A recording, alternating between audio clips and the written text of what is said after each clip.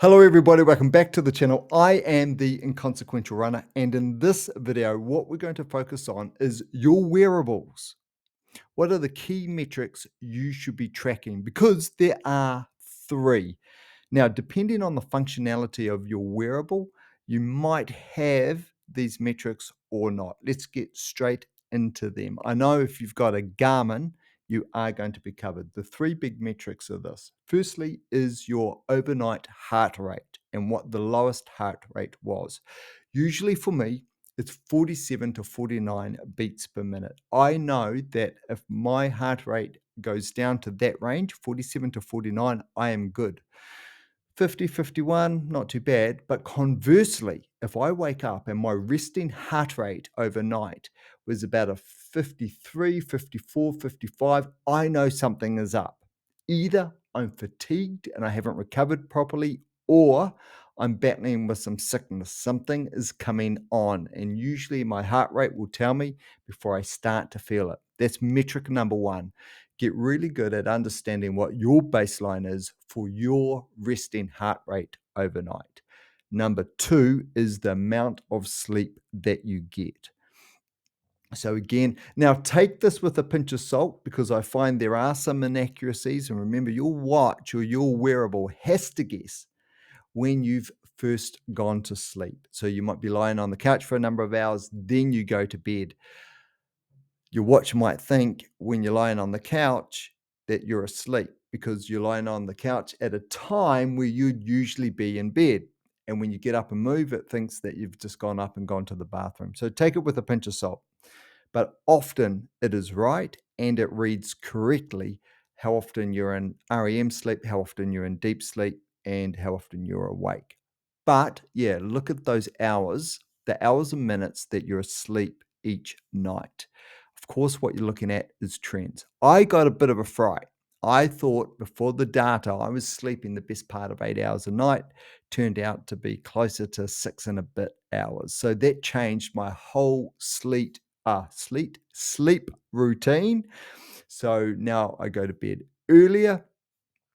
Now, a long time ago, started going to bed earlier, and 8 is my threshold, meaning anything less than 8, I've undercooked myself. Anything more than 8, I know I'm in better territory, and the preference is 8.5. And how I know it's 8.5 is this metric number 3, body battery. So I don't know across all the wearables, but I know in Garmin, they give you what's called your body body battery rating.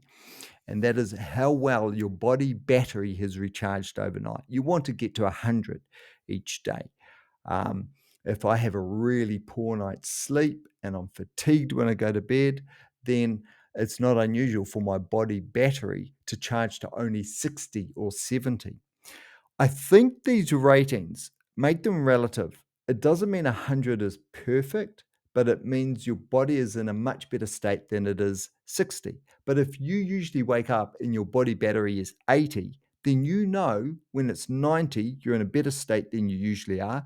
And if you're 40, you're in a much worse state than you usually are. So, again, make it personal to yourself and use that standard number that you tend to get as your baseline, knowing that you want to be able to increase the number. Now, the reason why I know that 8.5 hours sleep is good for me is I did a correlation analysis where I took a lot of data in terms of how much I slept overnight, number of hours, and my body battery rating in the morning. And with that correlation analysis, I found that 95% of the time, if I sleep 8.5 hours, then my body battery is 100%. Now, of course, there's a bit of day to day contamination. So I might have great sleep one night, but I had such poor sleep the night before that 8.5 hours still doesn't get me to 100. But as I say, 95% of the time it does. I know if I sleep 8.5 hours, my body battery 95% of the time gets to 100. So with two of those three metrics, do some correlation. Now, could I go further and do some correlation between my body battery and also my resting heart rate overnight, and the amount of time I sleep? Absolutely. But I haven't because I don't want to overcook it. So let's wrap this up right here, right now. When I first wake up in the morning, I look at those 3 metrics and I actually write them down. I've got a morning routine, and part of my morning routine is looking at those 3 numbers and writing down the number of hours and minutes I've slept overnight, what my body battery rating is first thing in the morning, and what was my resting heart rate overnight.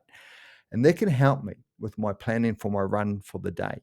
If I've got 16K run or a 10K run and my resting heart rate is 55 overnight, and I know usually it's between 47 and 49, and my body battery has only charged to 68, irrespective then of the number of hours of my sleep, then I might completely change my training plan because I don't want to fatigue myself again for the next day. Something's up. My body's not ready for it. So either I'm well, but I haven't recovered, or I may, yeah, it might be the precursor to, or initial indicator that I may have caught something or my body's battling something, or maybe my nutrition wasn't great the day before. Whatever it is, I'm not in a good energy state. So I can temper and change my training.